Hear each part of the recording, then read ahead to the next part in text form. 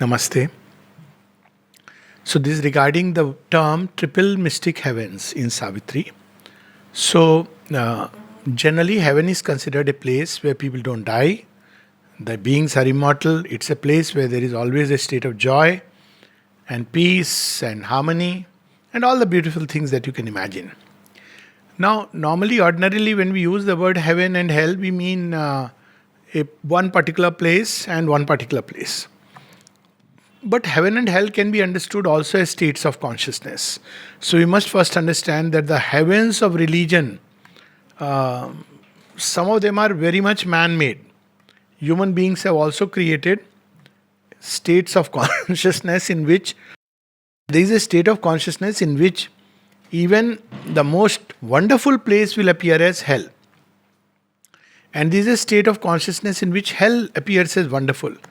So, Sri Aurobindo describes that very beautifully in some of his letters. One place I remember is very interesting, where he says that he writes to his sister, and the letter is that, you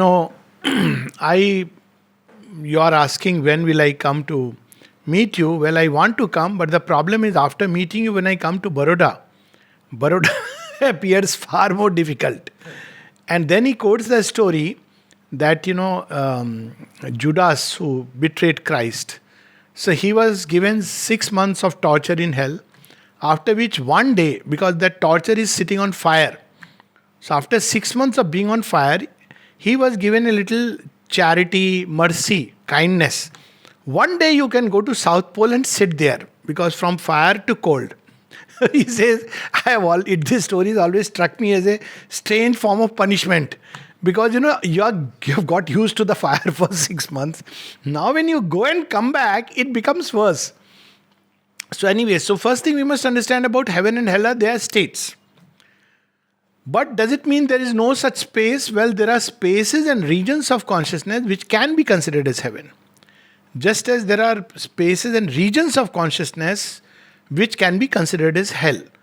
Like he describes in Savitri, triple plated gloom, states where if you enter those regions, it's a state of constant gloom. And it is those energies which will come up and affect human beings. When people go through depression and despair, because these energies are coming up. So this is the second aspect. Now, how many heavens are there? This is where the question lies. Is there one heaven and one earth and one hell? No. There are several layers. So we'll also touch upon it, the immortal earth, 7 immortal earths. Now 7 immortal earths are there in the Puranas. It's not, the word immortal is not there, but it is 7 earths. So earth in that sense is the earth principle. Prithvi, Bhuma. So what is the earth principle? It is that which supports all the rest. So there are beings, let's say in heaven there are beings. Indra is there, Chitrarath is there, and everybody is dancing. Now of course in typical cinema shot they show it on the clouds. Obviously that can't be. There has to be a ground where you are treading. So each ground is an earth principle. And each domain has its skies. Each domain has its suns, moons, stars. Everything, because that's how they are organized. Till we come to this densest place. So the 7 immortal earths speak of these 7 planes. The ground of being on which the creation develops. This is how we have to look at the 7 immortal earths beyond, which is not just this earth. So this straight from the Vishnu Purana describes the 7 earths. It actually uses the word 7 earths. It doesn't use... so earth here is... why is it called earth? Dharati. What is Dharati? Dharati is that which holds, binds. So Dharati is not a physical thing. It is a physical thing. But more importantly, it is the ground on which something takes place. So in the original sense, every plane has a ground. And that ground is earth. It is Bhuma. That's how it is described. Bhumi. We use the word here.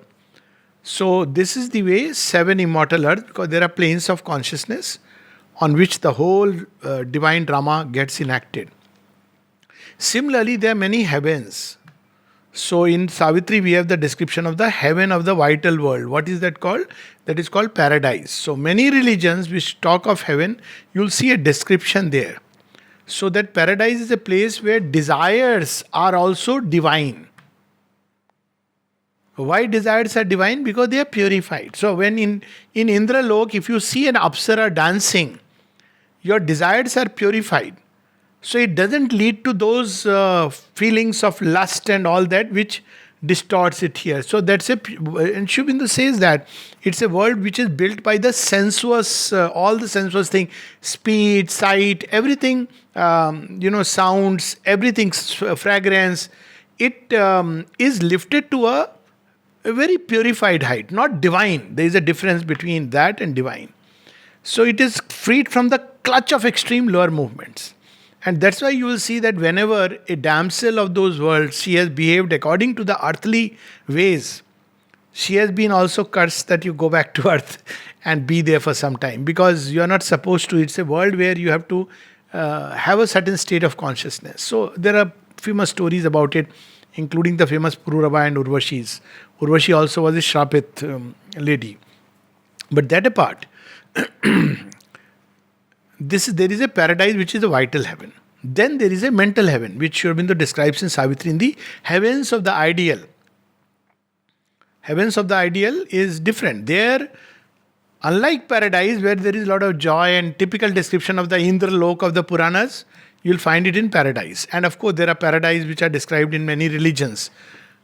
But heavens of the ideal are places where there is idealized thought and the psychic effulgence, the rose of God, blooming in its fullness. So there is no place of these desires. The beings of that world are constantly bidding you, rise up, rise up. When he describes it, that they keep sending these thoughts, wanting humanity to dare the climb, which, people can't by their own effort. So they are the heavens of the ideal, which if you have to locate it, it would be on the overmind plane, where you have the great gods. So that's the second one. Then what are the triple mystic heavens?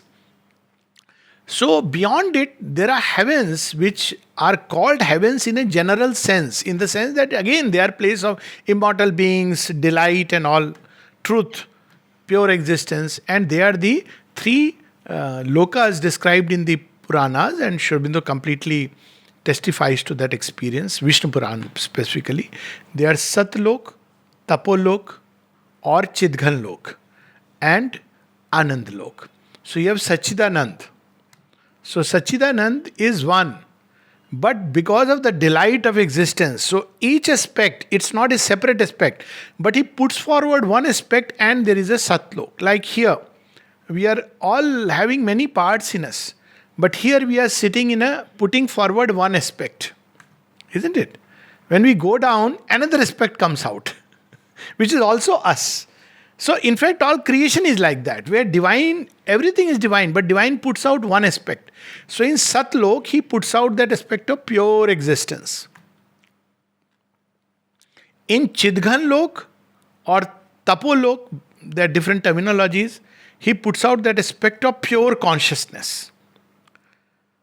So the pure existence is infinite existence, from where in the overmind we see Brahma, the one true existence. So every existence owes itself to that, because that is the sole existence. That's why everybody in some way or the other, directly, indirectly, is a God particle, because that is the existence from which all existence is derived. But each of us are limited existence. So we seek the fullness of existence. How do we seek? Come, your friend, your friend. So we are trying in a mathematical way to complete the one existence, but we cannot do it that way. We can do it by discovering the one existence. Same thing with consciousness 4, Chidghan Lok, Tapo Lok. It's a lok where by the sheer power of will and force, things get manifested. So that's the lok which we may say that drawing from Brahma, you create a universe by the sheer power of will. So Sri Aurobindo, of course, speaks of two together in that. World of pure consciousness or Chidghan Lok is the Vishnu of the Puranas at overmind. His truth is there. And the world of pure force is Shiva, infinite force. So each of them create, but not the Shiva of the Puranas. We must understand Shiva of the Puranas is at the overmind. But they all owe there. That's why in Puranas you will see something very interesting. Shiva and Param Shiva. Vishnu, Mahavishnu. Notice it. It is like that in the Puranas. You'll see it. So some people ask, what is Param Shiva? Param Shiva is that absolute from where the Shivatva comes and it takes a form and Trishul, etc. and the overmind plane. It doesn't... then you will take the form of Rudra still down. And then you have the Ananda. So that is the bliss world. So each of these three are a heaven in their own right.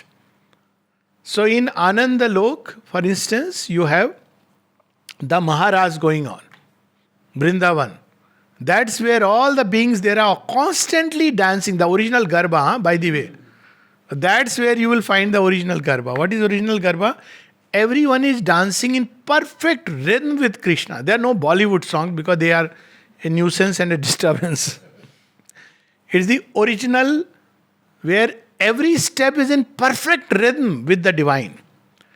And so beautifully Sri Aurobindo says, the mother also says that, confirms it in one of his aphorisms, but earth is not ready for that.